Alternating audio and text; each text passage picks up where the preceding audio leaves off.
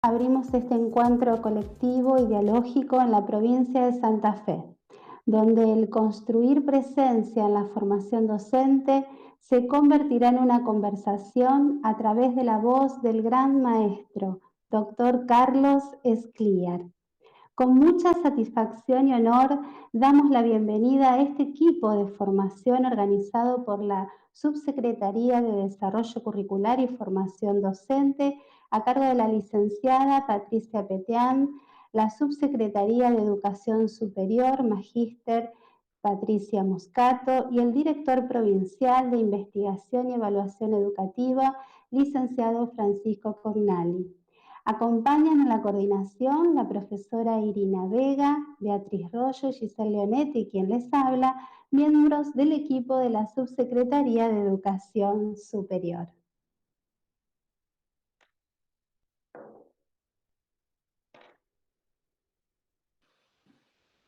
Bueno, buenas tardes a todas, a todos. Realmente para nosotros es un gusto y queremos agradecer profundamente al profesor Carlos Escliar por este encuentro, por sumarse a esta actividad del Ministerio de Educación y por brindarse para pensar entre todos. Queremos agradecerle porque se suma a una actividad del colectivo docente santafesino, a una actividad de pensamiento de este colectivo, ¿no es cierto?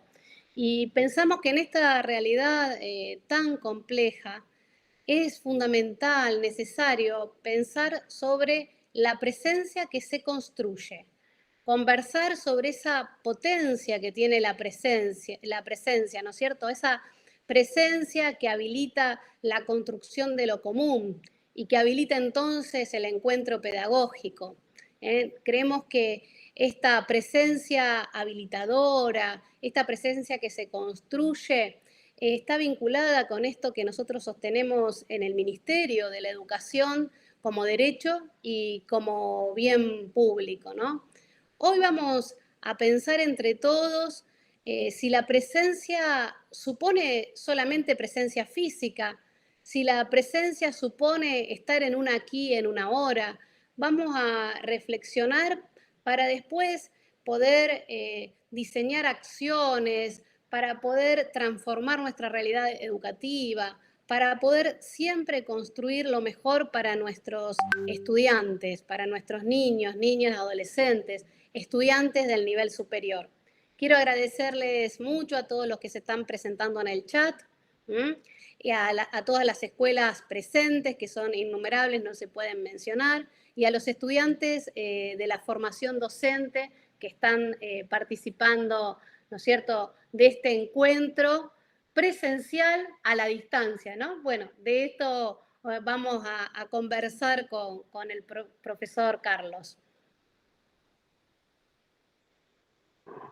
Educar es conmover, educar es donar, educar es sentir y pensar no apenas la propia identidad, sino otras formas posibles de vivir y de convivir. Carlos Escliar es investigador principal del Consejo Nacional de Investigaciones Científicas y Tecnológicas de la Argentina, CONICET, e investigador principal del área de educación de la Facultad Latinoamericana de Ciencias Sociales Flaxo, Argentina. Doctor en fonología con especialidad en problemas de la comunicación humana. Realizó estudios de posgrado en el Consejo Nacional de Investigaciones de Italia, en la Universidad de Barcelona y en la Universidad Federal de Río Grande do Sul, Brasil. Fue coordinador del área de educación de Flaxo Argentina en el periodo 2008-2011. Actualmente coordina los cursos de posgrado Pedagogías de las Diferencias entre Cuerpos y Miradas y Escrituras, Creatividad Humana y Comunicación, junto a Violeta Serrano García en la sede argentina de la Facultad Latinoamericana de Ciencias Sociales. Ha dictado cursos de grado y posgrados en diferentes universidades del país, de la región y fuera del continente.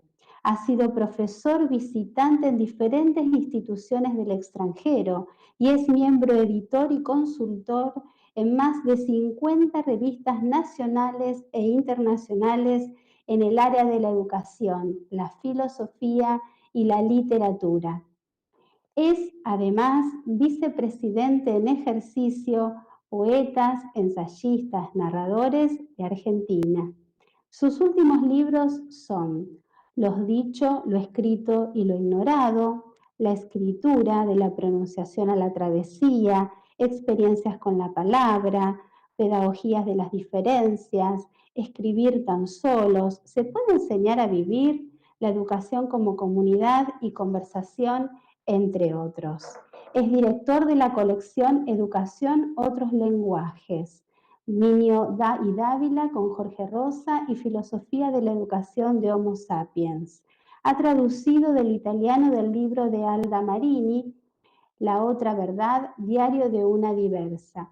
Con nosotros y con nosotras para disfrutarlo, Carlos Escliar. Bueno, muchísimas gracias. Un saludo inmenso, un abrazo imposible. Me siento muy honrado por esta invitación del Ministerio de Educación de Santa Fe, sobre todo de la Subsecretaría de Formación Docente, de Enseñanza Superior. Quería agradecerle mucho a Patricia Moscato por todo lo que hemos hablado antes de llegar a este momento, esperando darle continuidad a estas conversaciones.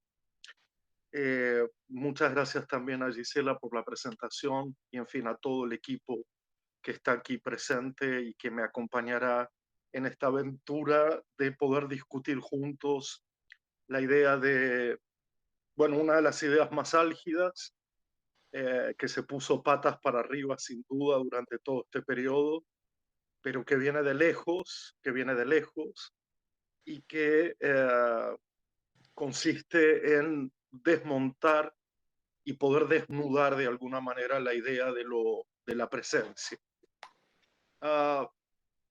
Yo quería retratar para comenzar un humilde texto poético que hacia junio de este año, hace muy poquito, intenté escribir por la falta de fuerzas y por las renovadas fuerzas, como una especie de reflejo de todo lo que estaba pasando alrededor y que el año pasado tuvo su pico máximo de indagación a propósito de discutir lo presencial en términos de oposición a lo virtual, a lo que yo digamos, rechacé permanentemente como idea.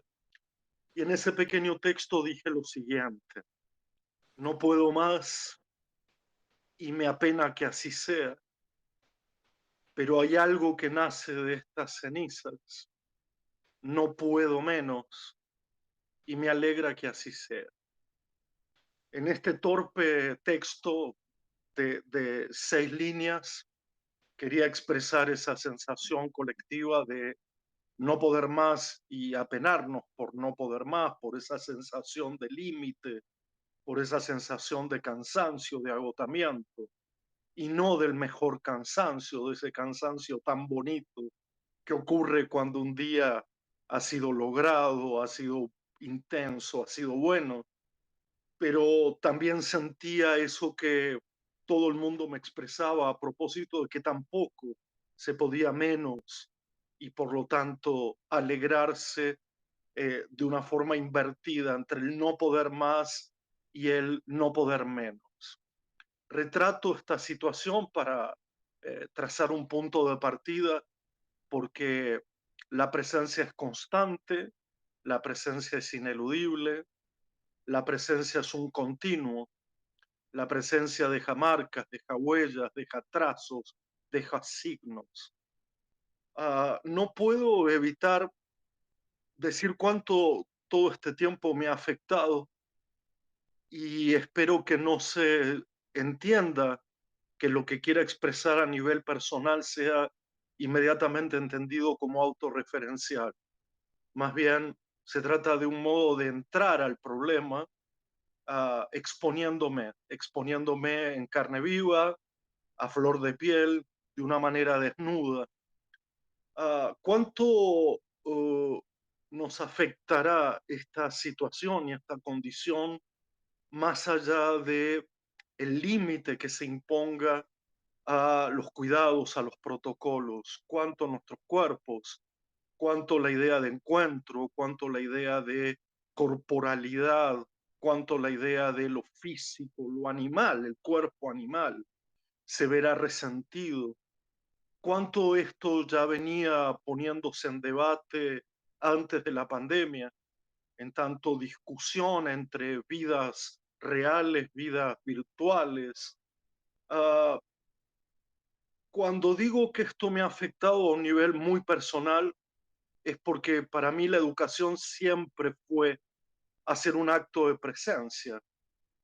Y cuando digo hacer un acto de presencia, digo ir hacia las instituciones, estar en otro lugar que no sea mi lugar, salir de mi lugar como un gesto pedagógico intenso, extenso, salir de mí para escuchar, inclusive negarme a mis propios rincones, negarme a mis hábitos, a mis repeticiones, en fin, entender la educación como un gesto de travesía, como un gesto de viaje, como un gesto que atraviesa y no que permanece idéntico a sí mismo todo el tiempo.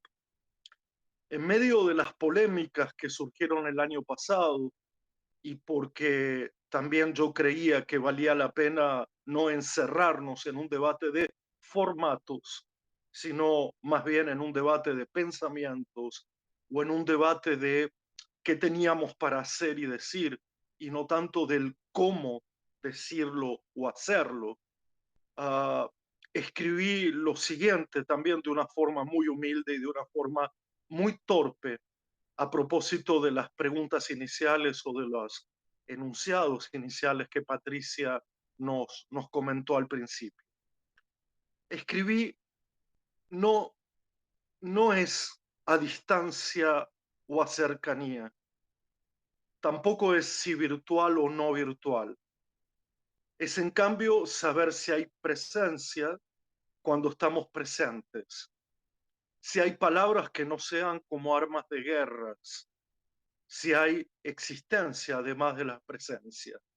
Contar a otros, contarnos, contar con otros, las vidas que podrían ser si de verdad nos diéramos vida.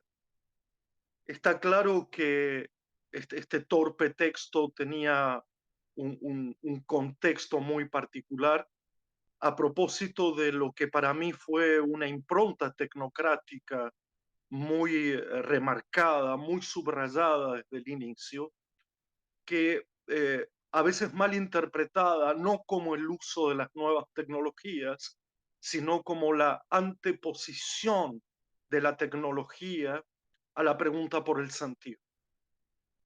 Y es por eso que mi discusión nunca fue ni contra ni a favor, no trabajo en la dirección de los medios de comunicación, no trabajo sobre la idea de opinión simplemente, y por lo tanto me daba la sensación que estábamos esquivando la pregunta fundamental de los tiempos que corrían tan lentamente, tan de forma congelada, tan enclaustrada, tan confinada, tan distanciada. Y era qué teníamos para decirnos en términos de mutación de nuestra tarea hacia el campo del cuidado, hacia el campo de la compañía, hacia el campo de la conversación, y cómo en esa mutación que se nos exigía podíamos entender que las tecnologías constituían un medio siempre y cuando no determinasen ese sentido de la compañía, de la conversación y del cuidado, es decir, si la propia forma de la tecnología no estaría ya de alguna manera cristalizando un modo de acompañar, un modo de conversar, un modo de enseñar. Creo que lo peor que podríamos hacer, y lo digo a título personal, es poner la presencia, la idea de la presencia, como si fuera lo presencial. Porque el rasgo de lo presencial alude a una confrontación de la presencia, un rasgo de la presencia como mero acto físico, contra la idea de virtualidad como un mero acto fantasmagórico, como un mero acto que no tiene aparentemente espacio y tiempo. Yo creo que esto es la peor de las discusiones que podríamos enfrentar. No solo porque vivimos rodeados inmersos en una virtualidad mucho antes de la pandemia, no solo porque lo presencial no se agota en un gesto de transmisión, sino que, repito, tiene su duración y su continuidad más allá de la presencia física, sino sobre todo porque hay un problema anterior, a mi modo de ver anterior, que podríamos denominarlo como la disolución o la separación entre el aquí y el ahora. Esta frase tan obvia, estar aquí y ahora, se ha visto mucho antes disuelta o en un proceso de separación o de quiebre, porque el aquí no es un aquí que pueda ser considerado un espacio compartido. Y el ahora sí que lo es. Es decir, ahora estamos juntos en esta reunión, en esta conversación, pero no estamos aquí, no estamos aquí. Quiero decir con esto que, y voy a ser todavía mucho más preciso, ¿no? Ha habido desde tiempos remotos, porque esto lo podríamos situar casi a fines de los años 90 del siglo pasado, una especie de estímulo, una especie de motivación hacia el ser ahora, es decir, esa idea, ¿no? De tenemos que ser ahora, pero no tanto del aquí estar, porque ese lugar pareciera ser incierto o directamente inexistente.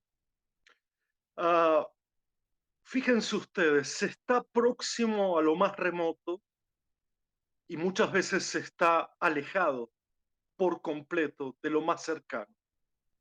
Y esto ha traído lo que podríamos llamar una infausta consecuencia para el mundo de lo público, o si ustedes quieren, para el mundo de lo político.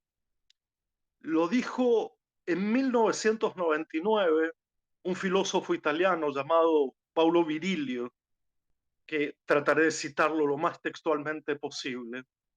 El hecho de estar más cerca del que está lejos que del que se encuentra al lado de uno es un fenómeno de disolución política de la especie humana.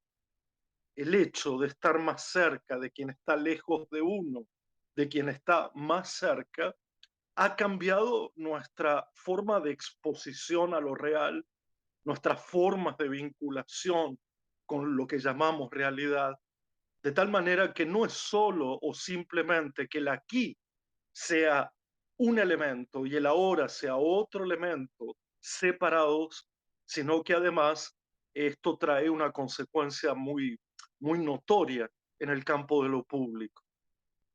Por otro lado, quiero decir que justamente son las instituciones educativas las únicas que conservaban el aquí y el ahora de una forma más nítida que cualquier otra institución. Y en la medida, y me adelanto muchísimo a lo que quiero decir, pero en la medida en que las instituciones educativas se quieran parecer a otras instituciones de transmisión del conocimiento, a otras instituciones culturales, mediáticas o del entretenimiento, más se va a descaracterizar porque justamente, entre muchas otras cosas, lo que hace que las instituciones educativas sean absolutamente necesarias, fundamentales, esenciales para la vida pública, es que todavía reúnen un aquí y una ahora, al menos es lo que recuerdo antes de la pandemia, donde ir a las instituciones educativas significaba encontrarnos en un aquí y ahora que se hacía de algún modo irreemplazable. ¿Por qué? Porque estando en un aquí y ahora, y a eso lo podríamos llamar como uno de las marcas más fundamentales de la idea de la presencia, estar en un aquí y ahora con otros, junto con otros, haciendo cosas con otros, en un tiempo y en un lugar, ah, eso es lo que nos ha permitido entender por qué la forma de las instituciones educativas se ha visto totalmente dañada en términos de ser subestimada o poco apreciada al lado de la idea permanente de la función de las instituciones educativas. Cuando revisamos la idea de la forma, que no es una idea menor, muy por el contrario, va a la par de la idea de la función, cuando vamos a la idea de la forma, es que allí nos encontramos con que el tiempo y el lugar de las instituciones educativas es, dada el daño a lo público, dado el arrasamiento de lo público histórico, casi el único lugar que sostiene un tejido comunitario en el aquí y en el ahora, que se va multiplicando día a día, uh, al cual le podremos atribuir entonces el carácter de una presencia democrática, igualitaria, transversal, no sexista, más verde, más infantil, más juvenil y tantas otras cosas que caracterizan esa forma y no tanto una función externa a la cual la podemos caracterizar históricamente como la de preparación para el mundo adulto, como la de crear igualdad después, como la de resolver inequidades y tantas otras funciones que se le atribuyen a la institución. La presencia también es una forma. Y de hecho, creo que muchos nos hemos dado cuenta que estar presente en el aquí y ahora junto con otros no podía realizarse de cualquier manera. Es decir, que hay una forma de la presencia que deberíamos revisar o revisitar, o formas. Yo voy a avanzar en alguna de esas formas a partir de ahora, pero lo que quiero decir es, eh, todo este tiempo que hemos vivido de no estar yendo a las instituciones, es decir, de no estar en un aquí y ahora compartido, aunque por supuesto hemos estado en una hora casi permanente, casi 24 horas por día en una hora, no hemos estado aquí, quiero decir, no hemos estado ni allí ni aquí. Lo que quiero decir con esto es que no se puede revelar la condición de la presencia como que vale cualquier forma de presencia, porque eso también muestra cuán naturalizado teníamos el hecho de que estar aquí ahora ya significaría un acto pedagógico, que yo lo pondré, por supuesto, bajo una cierta sospecha, ¿no? Porque le quiero agregar a ese matiz del estar aquí ahora, juntos, necesariamente el gesto de quedarse, es decir, es un estar aquí ahora que tiene su historicidad hacia adelante y hacia atrás, es estar, y eso solo se puede hacer en el presente, ¿no? Cuando decimos mañana seguimos conversando, esta conversación continuará la semana que viene, es una forma de presencia que permanece. Pero además de estar en un aquí ahora juntos que permanece, implica una serie de acciones que son estrictamente pedagógicas, como leer, como escribir, como estudiar, como pensar, como discutir, como analizar, como conocer, que complementan esta tríada que yo considero da cuenta de una idea de presencia para abandonar la idea de la presencia física o material. Es decir, podemos estar pero podemos no permanecer. Además, podemos estar de muchas maneras, estar a gusto, estar a disgusto, estar incómodo, estar cómodo, estar de forma precaria, estar de forma simbólica. Estar se puede estar de muchas maneras. Permanecer se puede permanecer de muchas maneras, dejando signos en la memoria, dejando recuerdos, dejando estelas, o estando cerca todo el tiempo, acompañando al lado, como una permanencia insistente y persistente.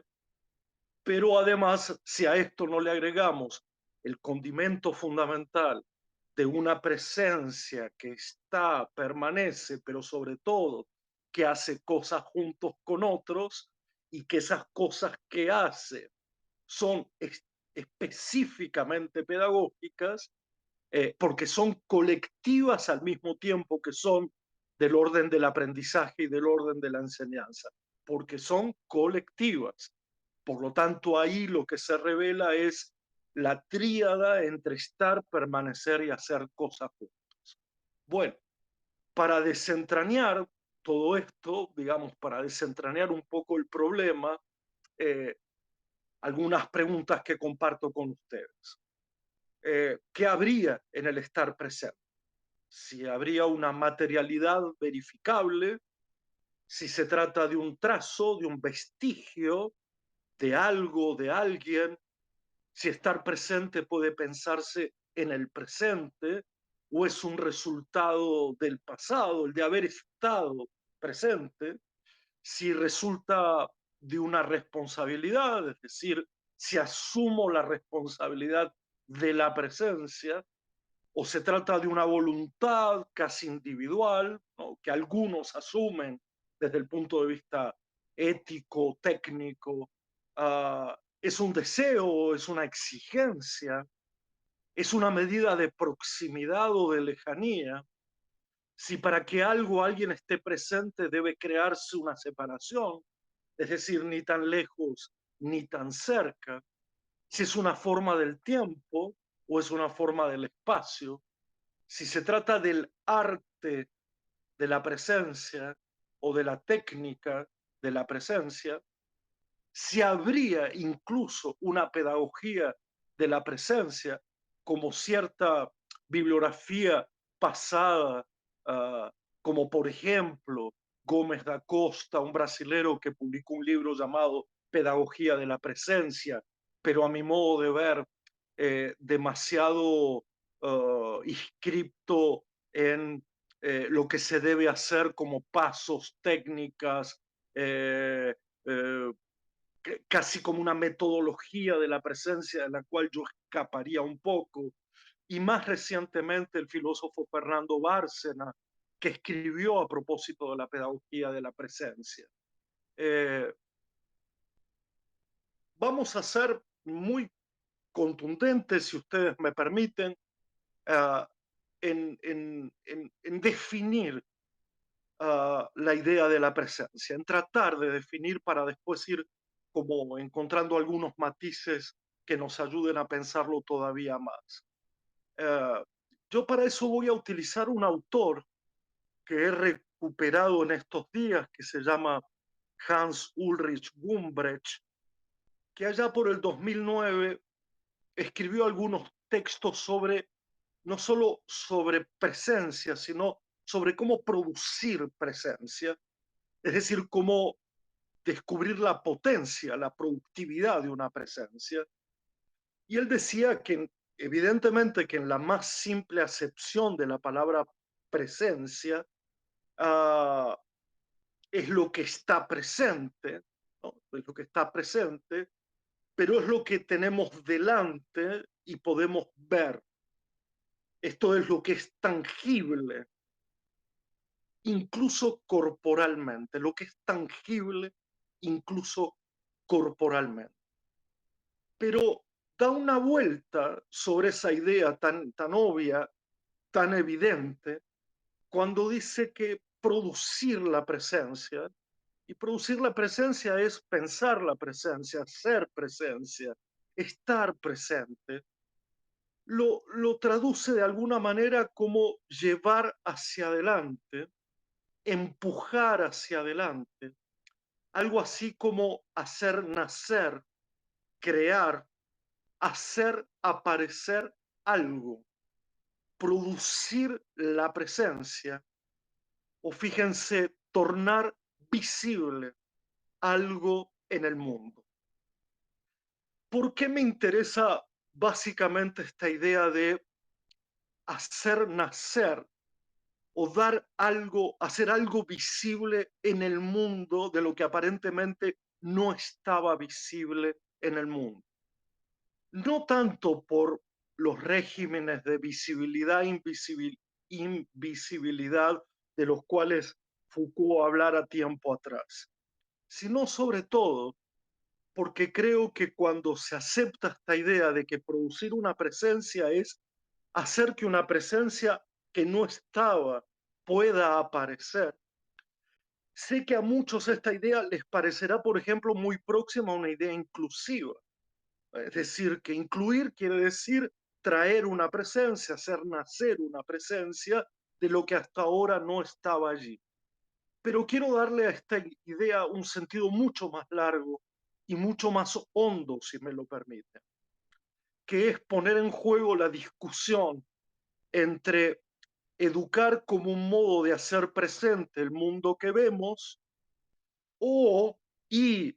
pero más educar significa traer, poner en juego todo ese mundo de lo que fue olvidado, de lo que fue ignorado, de lo que fue desechado, y que me parece que va mucho más en consonancia con todos los nuevos movimientos que se pueden apreciar del feminismo, de un mundo más verde, de un mundo que yo llamo más infantil, que un mundo adulto desdichado completamente. Quiero decir con esto, no será que producir una presencia no es solo estar presente, sino traer al presente lo que no estaba presente, de un mundo que traemos en el campo educativo, que presentamos en el campo educativo, generalmente como lo visible y lo tangible.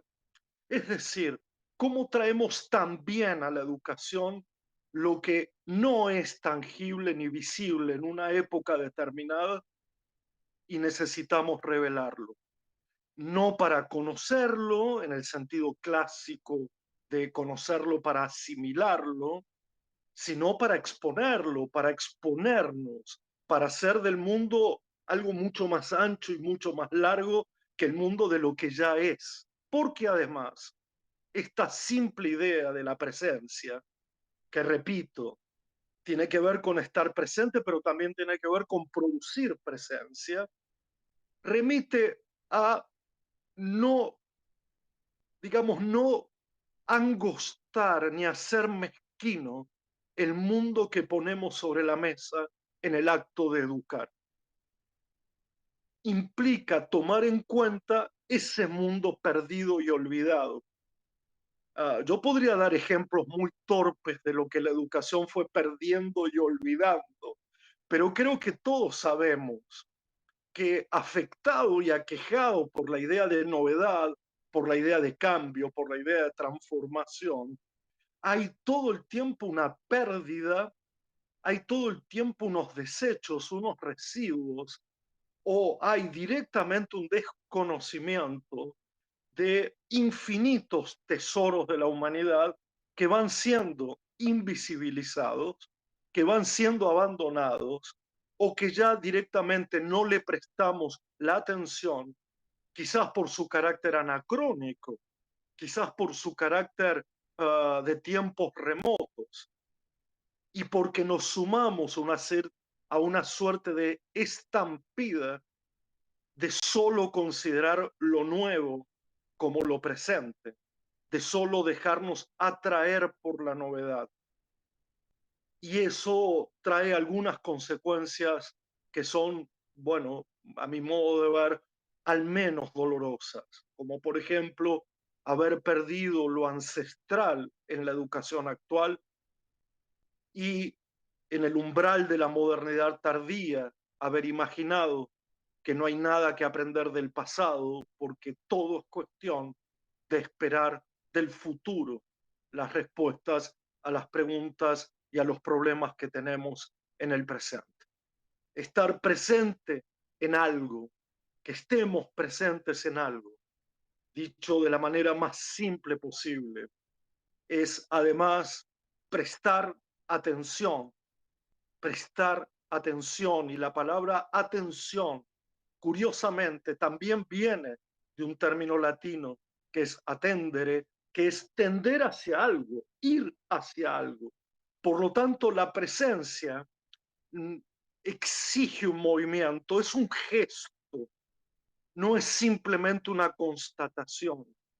Y esto pone en entredicho que la presencia solo se constata por un estar presente como quien levanta la mano cuando es llamado por su nombre. Y siempre decimos, estar presente exige una doble respuesta. Estás presente, pero estás presente.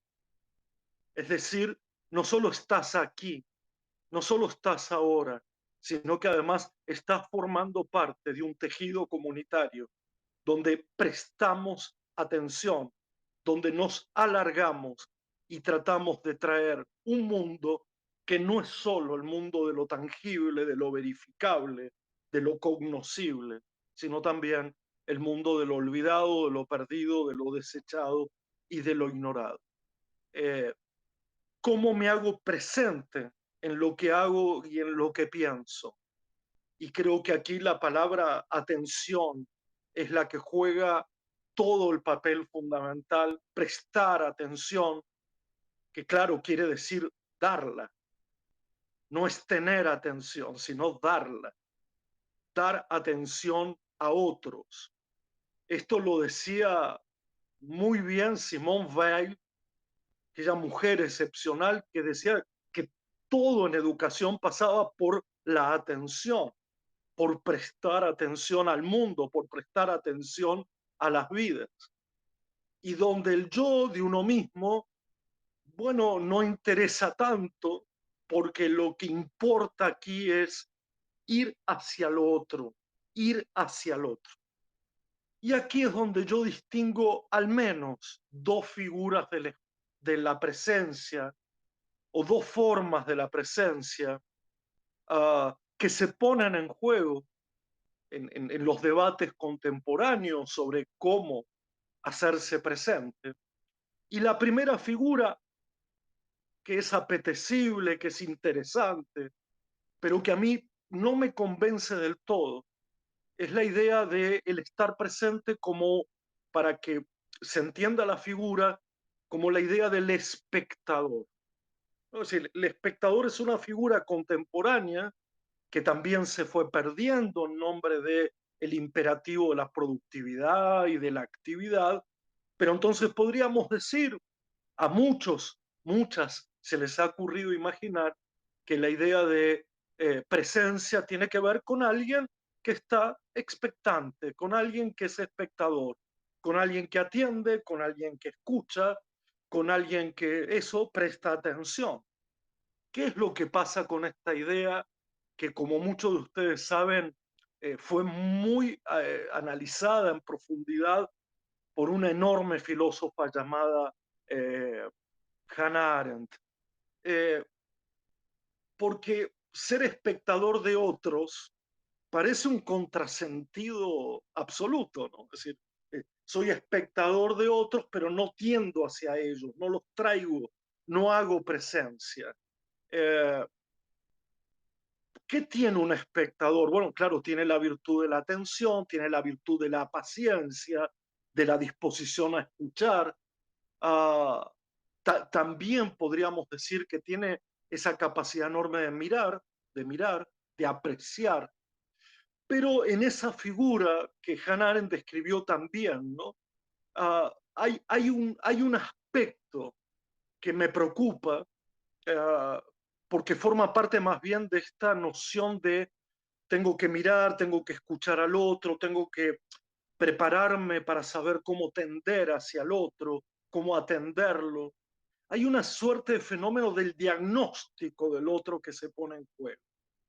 Y a mí me gusta más la idea de prestar atención, pero suspendiendo el juicio, lo que quizás es más ético y más complejo todavía. Es decir, de un lado aparece esta figura rutilante del ser espectador, de tener paciencia, pero que tal vez tenga como propósito identificar y postergar el encuentro con el otro y de hacerlo aparecer en su propia identidad, en su propia corporalidad, en su propio lenguaje, en nombre de una expectación. Uh, y porque creo que además esta idea del espectador eh, lo vuelve como un sujeto iluminado, como que de alguna manera producto de su expectación, producto de ser espectador, va a poder después emitir un juicio. Y a mí me importa el durante, no tanto el después. Y en este sentido, está clarísimo que yo, en vez de elegir la figura del espectador, voy a poner en el centro de nuestra discusión la figura central, reiterada desde el inicio, que es la figura de la atención. Se dice que la palabra atención es un término que nació aproximadamente en el siglo XIV, tomado del latín atentio, que originalmente significaba tender el espíritu hacia, es decir, indicar una dirección, un movimiento, ir hacia algún lugar. Tender, extender, vuelvo a decirlo, salirse de sí, ir hacia otra cosa o persona. Y también tiene como sentido el tensar, el estirar, el alargar. Prestar atención a algo, a alguien, es dar atención, una atención que quizá no tenemos, es dar un tiempo para que otra cosa pueda acontecer. Es decir, es dar un tiempo para que otra cosa se haga presente. Y para atender, quizá haya que desatenderse, es decir, desatender lo propio, desatender lo personal, desatender el orden de lo privado y desentenderse de lo propio. Se atiende, se da un lugar, se recibe, se da hospitalidad, se abandona el propio refugio para abrir un tiempo y un lugar que ahora es otro, porque también es de otro. Y ahí es donde yo creo que la atención es una disposición, o en todo caso una disponibilidad, y también es una espera. En vez de un juicio, es una forma de esperar que el otro, lo otro, surja en su propia medida. Podría ser la suspensión del pensamiento incluso, lo opuesto a asimilar lo otro en uno. Y en ese sentido, me parece que no es una exigencia, ni tampoco tiene que ver con desesperarse por un hallazgo inmediato. Tiene que ver, repito, con una disposición atenta hacia una realidad que nos atrae, y atraer quiere decir que nos conmueve, que nos duele, que nos hace pensar, que no podemos pensar todavía. Alguien lo escribió y fue Simone Weil justamente de esta manera. La atención consiste en suspender el pensamiento, en dejarlo disponible, vacío y penetrable a los demás, manteniendo cerca el pensamiento, pero en un nivel inferior, sin contacto con él. Y sobre todo el pensamiento debe estar vacío, a la espera, sin buscar nada, dispuesto a recibir en su verdad desnuda el objeto que va a penetrar en él. Esta es toda una pedagogía, que es la pedagogía que podemos llamar la pedagogía de la atención, y la atención como una de las figuras centrales de la idea de presencia. Me queda pensar lo siguiente.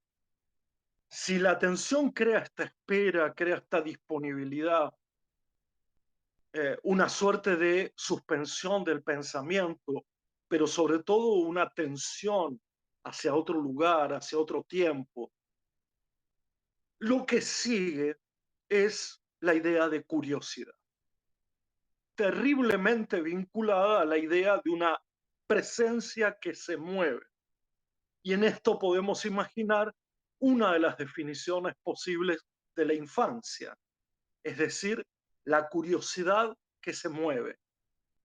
Esa idea de la curiosidad que a mí me resulta particularmente interesante es porque va a dar cuenta de una noción de presencia que durante este año y medio hemos tenido que aprender de algún modo, que es la idea de cuidado. ¿Y cómo junto estas cosas? Hay un hondo parentesco entre la palabra cuidado y curiosidad.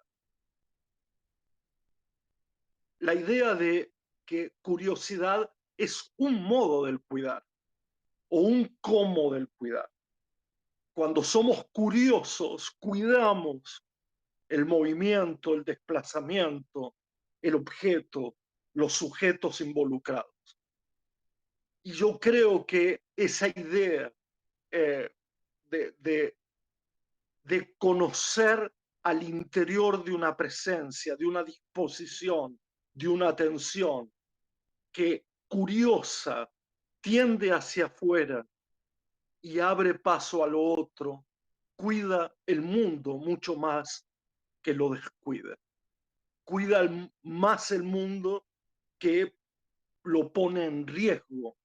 Y repito, en esto hay una especie de gramática que va desde la idea de presencia a la idea de cuidado que me parece absolutamente sustancial revisar. Entonces nos quedará una, una pregunta final. Una pregunta final que por supuesto no es menor.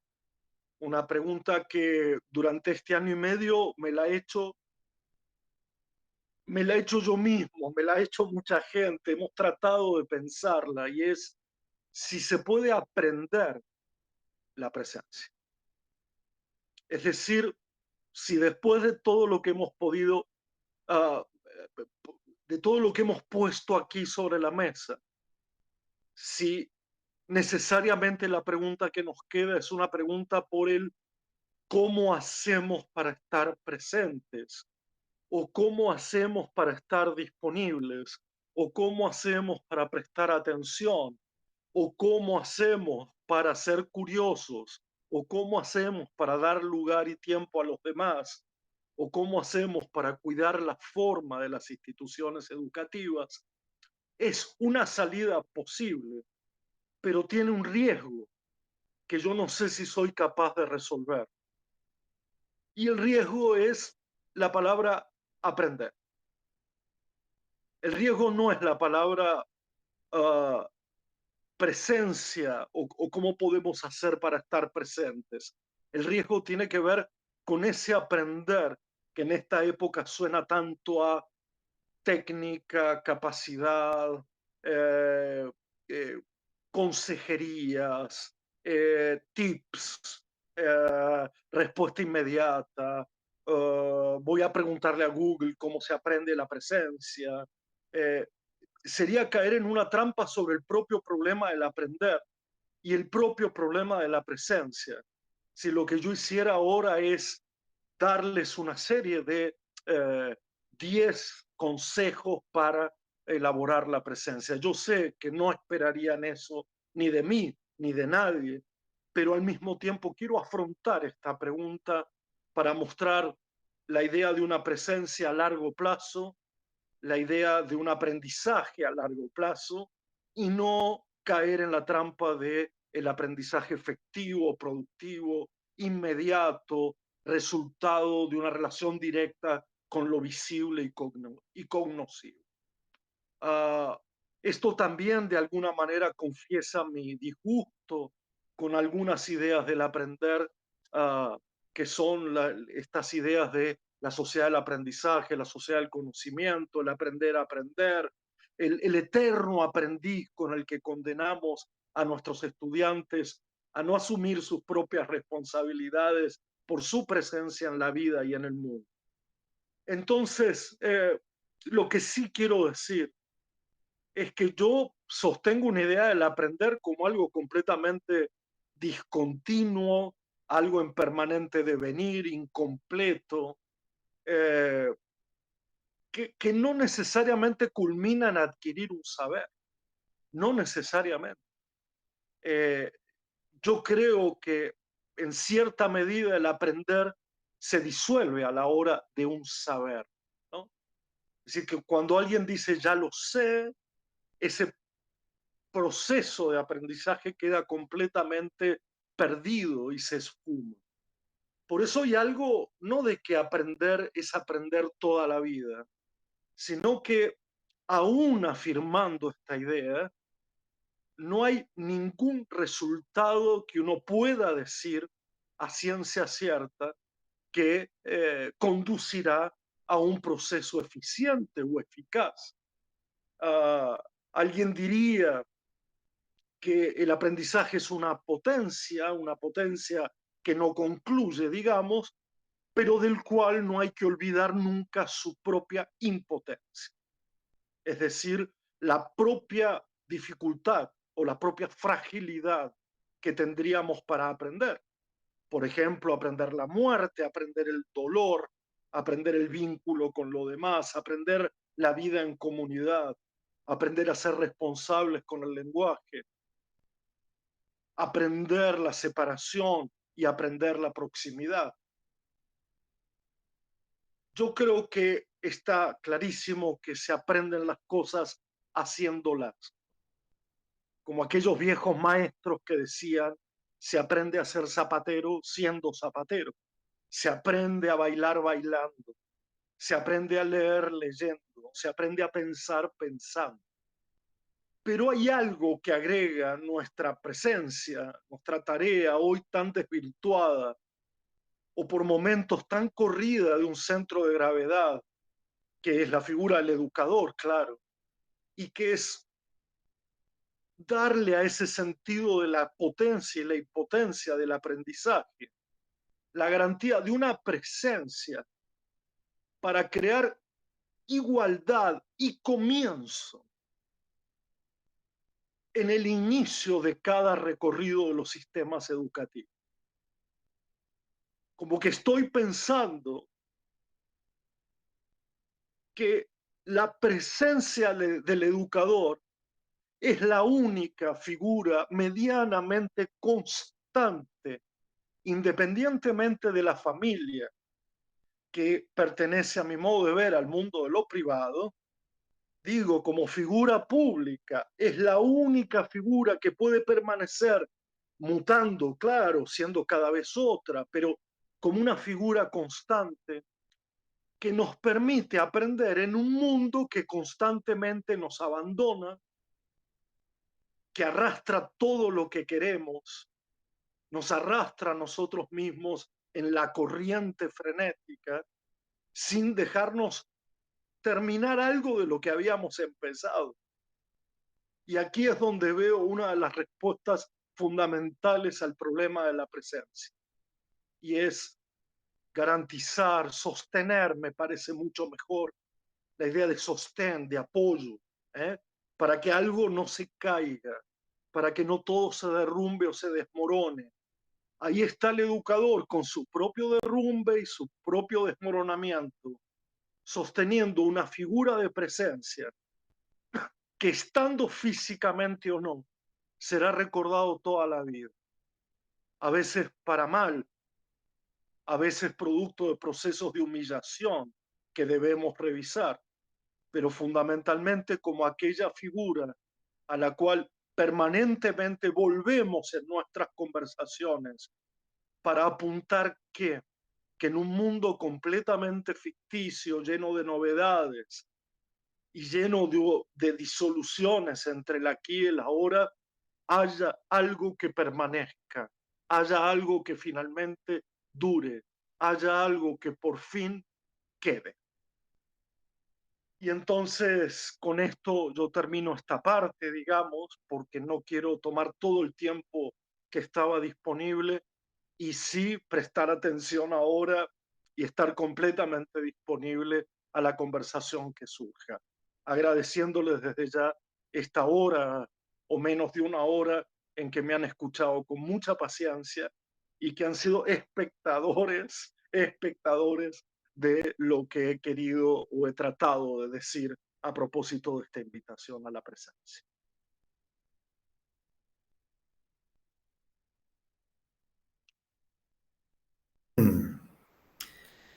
Muchas gracias, Carlos. Estuvimos atentos, bueno, nos quedamos conmovidos. En este momento abrimos un espacio a la conversación. Contarte, Carlos, que hay muchos colegas y muchas personas que están en el chat haciendo sus comentarios, algunas preguntas, algunos aportes que tanto Betty como Irina los irán comentando. Entonces quedamos con este espacio de apertura para poder conversar entre estas cuestiones que aparecen como virtual y también pareciera que en este caso la presencia de educadores es la que permanece, como decía recién, que tiene que es constante y que nos permite ayudar a aprender en un mundo que parece abandonarnos. Así que bueno, desde este lugar agradecerte nuevamente y dar el espacio a que colegas puedan conversar con vos. Gracias.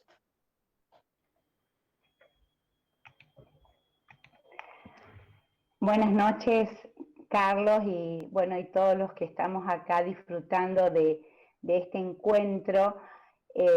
Agradecer la presencia de todos y además reconocer los aportes que fueron haciendo, los comentarios tan ricos.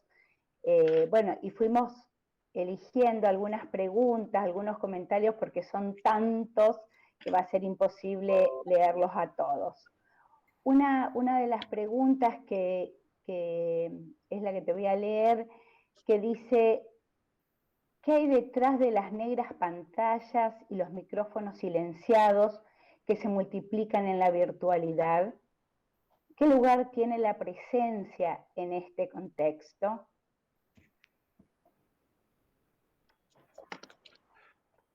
Bueno, muchísimas gracias. No sé si me animo, si soy capaz a responder semejante cuestión. Algunas intuiciones he tenido, sobre todo en una clave de lectura en parte diferente a lo que yo llamo el optimismo pedagógico, el que solo ha visto aquí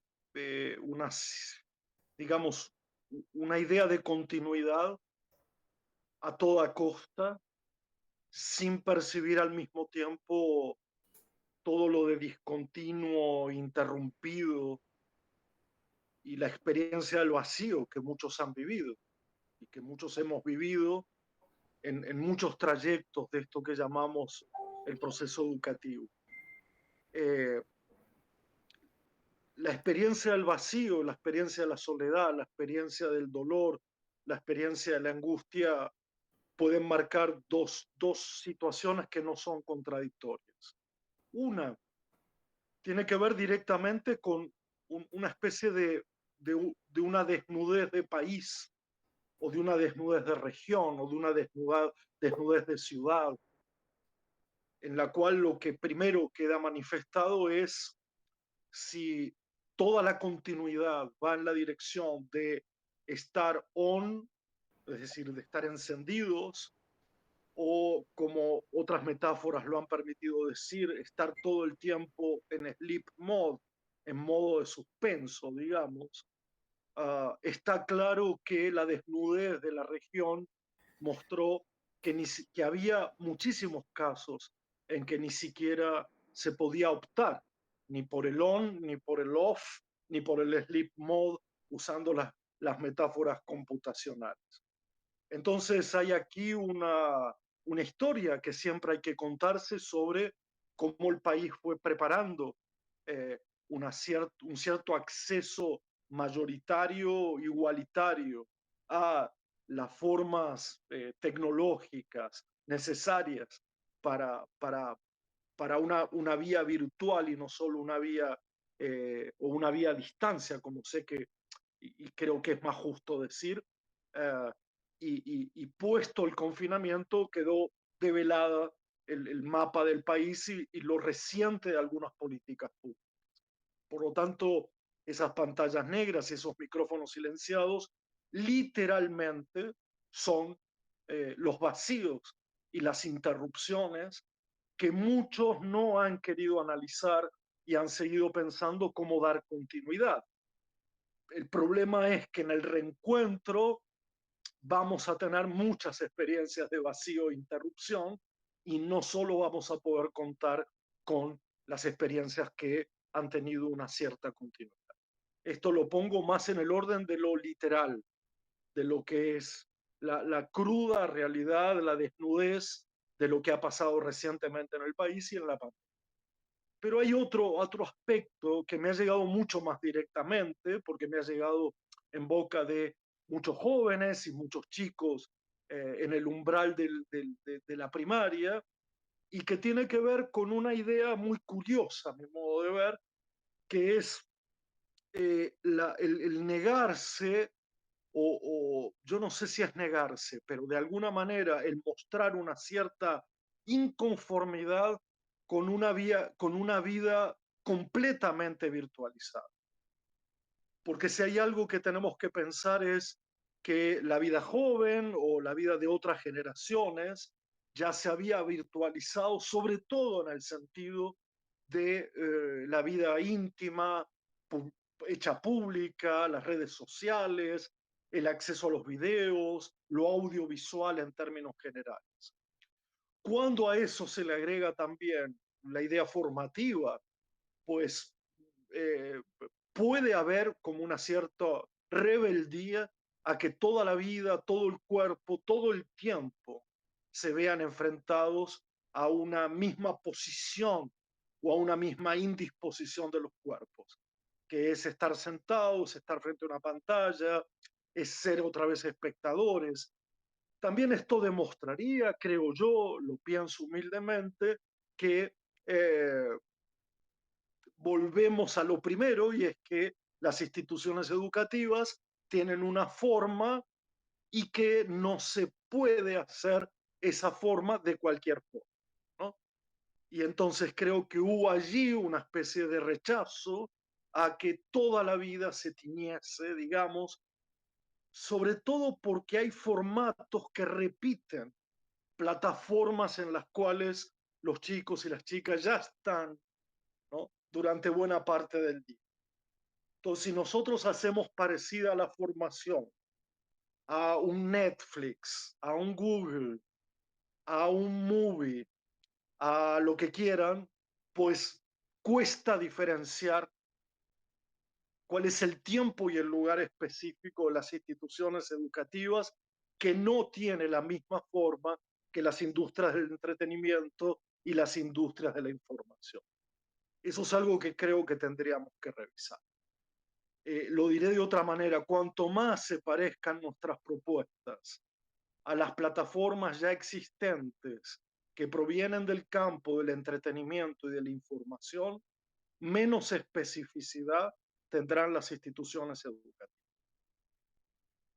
Y a mí esto me preocupa casi en primer lugar, que casi lo plantearía de este modo, y perdón por el tiempo que estoy usando para una pregunta, pero me parece válido poner esto, que es que quizá lo que deberíamos pensar en este tiempo no es cómo nos parecemos a esas plataformas, cómo hacer para parecernos, sino cómo hacer para hacer completamente otra cosa. Y esto lo dejo así planteado porque creo que daría para una conversación larguísima, es decir, no cómo somos igual que el mundo, sino cómo tratamos de ser otro mundo que no repita ese mundo individualista, exitista, sexista, etcétera, etcétera. Carlos, en este sentido, bueno, agradecerte y seguir transmitiéndote que somos más de 400 personas conectadas, que hay más de 400 comentarios en este momento. Uno por persona. Claro, estadísticamente casi uno. Transmitirte el saludo, el reconocimiento, la admiración de supervisores, directivos, directivas, profesores y profesoras, estudiantes. ¿Me estás diciendo toda la verdad? ¿O Toda la también? verdad y nada más que la verdad. De todos los niveles y modalidades educativas de la provincia de Santa Fe, pero también de otras provincias. Nos visita gente de Brasil, de Uruguay, y esto de las modalidades no deja de ser menor porque están saludando y haciéndose presente desde la ruralidad, desde la modalidad especial, de inicial, primaria, secundaria, la formación superior, universidad. Bueno, en este debate de pensamientos y de preguntas por el sentido, aparece y emerge en cuestiones que queremos resaltar. Algunos de los comentarios simplemente que están resonando. Alejandra Morzán se pregunta cómo leer la presencia teniendo en cuenta las transformaciones en las nuevas tecnologías. Algo de esto has comentado. Nora Butcher resalta la importancia de incluir. Adriana Segovia, pensar la presencia desde este nuevo paradigma. Producir presencia, un concepto para reflexionar. María José Falcone, el vínculo afectivo fundamental, el lazo afectivo, imprescindible la presencia, abordar el cuerpo y la presencia con el otro. Carolina Moss, la presencia estaría vinculado con el ayer, el hoy, el futuro, se basa en un deseo con historia que se proyecta. Alejandra Morzán adhiere a esto que vos comentabas de traer a la presencia algo del orden de lo común, de lo olvidado, de lo desechado, retazos de la historia, construir un mundo nuevo. Y dice Alejandra, es lo que efectivamente da sentido, o mejor aún, instituye el vínculo pedagógico. María Pastrana, el significado de presencia va mucho más allá de la presencia física. Paola Vitola, dar tiempo al otro es otorgar sentido a lo que puede surgir durante el encuentro pedagógico que se da al enseñar y al aprender. Alizán dice, las bibliotecas populares también cumplimos con la misión de sostener dentro de cada barrio. Nuestra presencia es de acompañamiento a los docentes y familias. Y se va replicando, ¿no?, estas cuestiones. Una pregunta que resuena, Gustavo Brufman, él dice, ¿estaríamos hablando de refundar el aquí y ahora, rescatando el carácter popular de lo público y contra una cuestión adultocéntrica que rescate la infancia del aquí y el ahora? Uy, gracias Gustavo, y gracias por todos los comentarios de la gente que son los extras que yo contraté para esta conferencia, para que me ayudaran a que todo saliera bien. Me encanta porque en esta modalidad se puede percibir mucho cómo las personas que asisten subrayan, eligen, tensionan, al mismo tiempo que uno va hablando sin que haya esa interrupción en la oralidad, ¿no?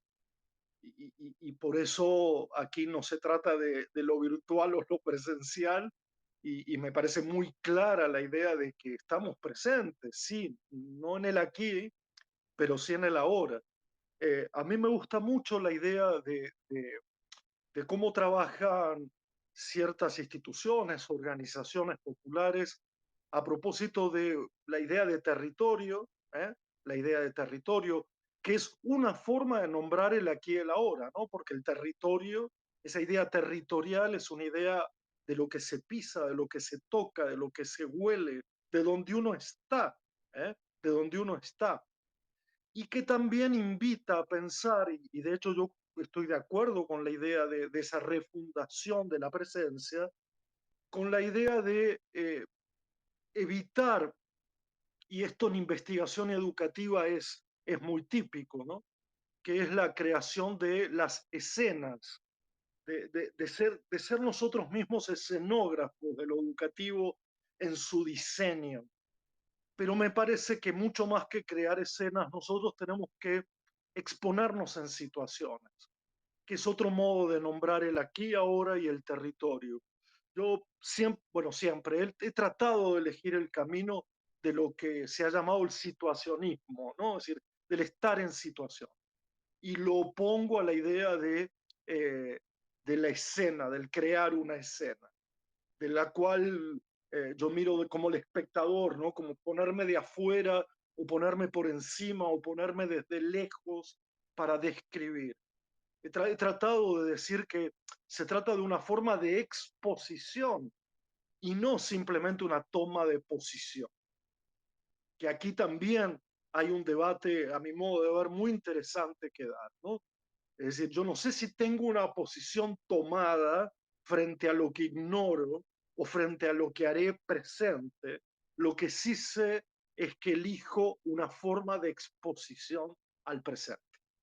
Quizás eso también ayude a entender la diferencia entre las formas de la presencia, el situacionismo versus lo que podríamos llamar una cierta idea de escenografía, ¿no? de descripción de lo institucional. Espero haber contestado, no sé si pude o no, pero a eso me resonó lo que decía Gustavo. Excelente, súper claro. También hacen referencia a esto de la espectacularidad, ¿no? La construcción de, y tanto que se está hablando, estamos pensando, bueno, en Byul-Chul Han y otros pensadores contemporáneos que hablan de la construcción del espectáculo y la escena para acercarse al otro. En este acercarse al otro, en la formación docente y específicamente en los profesorados, en la universidad, no sé, Carlos, ¿qué mirada podés decirnos específicamente en esos niveles también? A ver, yo solo puedo revelar alguna tensión a propósito de este hacer presente a lo que no era que estaba ausente, era invocado, pero no estaba aquí ahora con otros, digamos. Entonces, mi único temor sobre esa forma de producir presencia es que inmediatamente esa presencia inédita, ese acontecimiento, quede secuestrado por la exigencia de rendimiento. Y aquí tenemos como una especie de, yo no sé si llamarla tensión irresolvible, se dice, o irresoluta, entre lo que deseamos como experiencia emancipadora, como presencia del otro por sí mismo, y la exigencia de rendimiento que siempre se mantiene como una amenaza o como una promesa. Fíjense que la amenaza tiene efectos futuros, la promesa también posterga hacia el futuro, pero en el presente, que es donde creemos que el concepto de igualdad funciona, es aquí ahora donde tenemos que ejercer la igualdad, aparece lo otro en una atmósfera de igualdad, no en una atmósfera de desigualdad o de jerarquías o de privilegios. Pero entonces yo solo puedo relevar y revelar esta tensión entre lo que planteamos todo el tiempo de abertura hacia el otro, de dar tiempo y lugar para que ese otro aparezca, pero la otra mano tiene escondida o absolutamente manifiesta y visible una exigencia de rendimiento no compatible con ese prestar atención, con ese estar disponible, etcétera, etcétera. Solo lo dejo como tensión. No hay otra posibilidad que advertir esta tensión que cada niño, cada niña, cada joven, cada estudiante lo vive de una manera particular.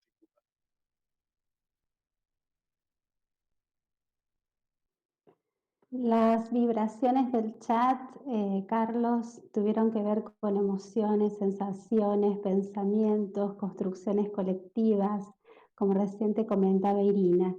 Vamos a hacer una lectura de algunas convergencias que fueron muy vibratorias y que tienen que ver con un cierre que seguramente será una apertura. Muchísimas gracias. Aplausos. Siempre emocionada de escucharlo. Gracias por tocarnos el alma. Placer de escucharlo. excelencia, sorpresa, maravilla, siempre iluminando el pensamiento, profundas reflexiones, fantástico, maravillosos, nos interpelas porque nos provocas a pensar. Y las frases matrísticas del chat tienen que ver en continuación a lo que Irina te comentaba, y te vamos a leer literalidades, ¿sí? La presencia se relaciona con dejar huellas, leer la presencia teniendo en cuenta las transformaciones en torno a la atención, pensar la presencia en este nuevo paradigma, en la modalidad especial es fundamental la presencia y la permanencia. El vínculo afectivo es fundamental, el lazo afectivo imprescindible en la presencia. La presencia se basa en un deseo con historia que se proyecta en el futuro. Se trata de abordar el cuerpo y la presencia en el encuentro con el otro. Pensar la presencia como una condición de la construcción de lo común. La presencia atenta y generosa en la formación docente. Atender, acompañar, dar sentido sin juzgar. La curiosidad que se mueve, la presencia que se mueve, la presencia como encuentro con el otro. También tuviste una invitación que fue a contar lo que es para vos ser un docente presente. Y algunas frases que la vamos a tomar para cerrar, que dicen: adhiero profundamente a traer a la presencia algo del orden de lo común, de lo olvidado, de lo rechazado, los retazos de la historia para construir un mundo en lo que efectivamente da sentido o mejor aún instituye el vínculo pedagógico. Maestras y maestros, profesoras y profesores han estado tan presentes con angustias, con incertidumbres, sin materialidad, pero ahí, sosteniendo el vínculo pedagógico a como dé lugar. La pedagogía de la ternura, la ética del cuidado, la afectividad que ha llegado como una propuesta en todos los niveles. Y te voy a hacer un cierre solamente para que es una conclusión en función a este maravilloso chat vibratorio que dice: un placer la presencia construida en esta conversación. Vamos a darle lugar a la licenciada Patricia Petián para que formalmente pueda hacer este cierre. Solamente lo que nosotras te transmitimos, el discurso y las palabras del colectivo docente de estudiantes y profesoras y profesores del nivel. Muchas gracias, Carlos. Muchas gracias, muchas gracias. Bueno, mucho gusto, profesor Carlos Escliar. Buenas noches a todas y a todos. Yo soy la otra Patricia, que estuvimos no de manera visible, pero sí comunicándome a través de mi compañera, de Patricia Moscato. Así que simplemente agradecer esta presencia suya, que en palabras tan amorosas y con tanta carga de sentido nos ha generado este espacio para reflexionar estos momentos de tanta turbulencia y que lo estamos viviendo intensamente y no tenemos todavía esa distancia óptima para poder reflexionar y reflexionarnos. Así que desde ese lugar valoro muchísimo este espacio, que ojalá lo podamos seguir continuando con estas series de conversaciones que realmente nos plantean desafíos, nos provocan, nos dejan muchas categorías de análisis para esta reflexión que toma forma de conversación colectiva. Ojalá hacia el interior de cada institución se siga potenciando estas resonancias que van a quedar en nuestro sentir, en nuestro pensamiento, para seguir construyendo este tránsito en este contexto de escucharlo a usted sobre el tema de la presencia y las formas y los sentidos de nuestras presencias. Pienso, lo asimilo al estar siendo y al saber estar en cada situación. No solo el saber estar, no solo la presencia cargada de sentido en el encuentro con nuestros estudiantes, con nuestros colegas, sino también el saber estar en el sentido que le damos a nuestra existencia. en cómo nos paramos frente a la vida, frente al pasado, frente al otro, los otros, las otras, y frente a lo que podemos proyectar en un horizonte inmediato y más hacia un porvenir. Simplemente agradecer este momento tan profundo que, como ya han dicho también, nos toca el alma, nos conmueve, deja con una carga de sentido para transitar estos momentos, y también nos ayuda a pensar tensiones, como este último párrafo que a raíz de una pregunta que tocó concretamente la presencia en el nivel superior, en el nivel terciario, donde a veces pensamos que los estudiantes, como son jóvenes, como son adultos, tienen mayor autonomía. Sin embargo, hay que buscarle, ¿no es cierto?, estas otras aristas de significados que tiene la presencia más allá de estar frente a... Me ha pasado que paradójicamente no podía estar, tenía dificultades al inicio, al inicio de esta conversación, no podía conectarme, pero bueno, por la necesidad a veces que nos producen estas nuevas formas de comunicación, yo necesito el rostro del otro. Y bueno, no obstante hay cuestiones que se transmiten a través de estas formas de la virtualidad, que nos hacen sentir al otro muy cerca. Ojalá, como les decía anteriormente, podamos seguir sosteniendo estos espacios y a quienes estamos en este momento construyendo con otros políticas públicas, también que nos ayude esta categoría a seguir pensando lo que significa la presencia del Estado en estas políticas públicas de este momento. Muchísimas gracias también por la presencia de estudiantes y de todo el colectivo que ha estado acompañando con tanta atención este espacio.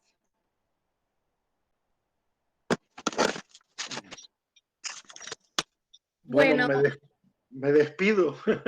Muchas gracias a todas y a todos, y muchas gracias, Carlos. Seguimos en contacto, seguramente, y el colectivo santafesino agradece la presencia de todas, de todos y de Carlos para seguir pensando este desafío de la presencia y la hospitalidad, sobre todo en la educación y en los institutos superiores. Muchas gracias y hasta pronto. Hasta muy pronto. Chao, chao, hasta luego. Chao, Carlos. Hasta luego.